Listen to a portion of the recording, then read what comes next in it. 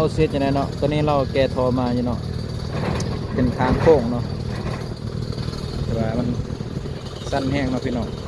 จะขึ้นได้บ่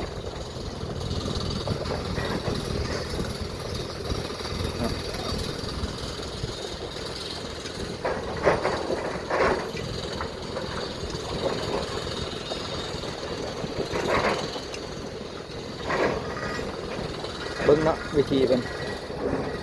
โค้งรถเน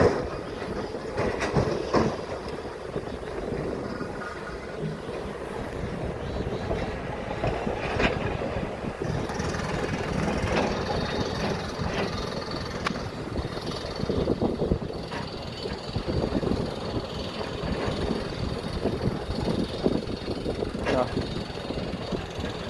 เราจะไปวิทย์รถพี่น้อง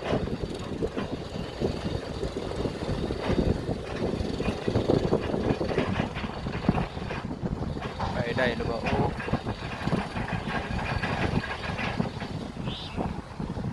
ถอยล่างขึ้นเลยพี่น้องป้าเบิ่งเอาเป็นถอยล่างขึ้นเลยเนาะตัวโหดร้ายเนาะพี่น้องไปหน้าบ่ได้เนาะเป็นถอยล่างขึ้นเลยพี่น้องเอ้ยก็มีคันหนึ่ง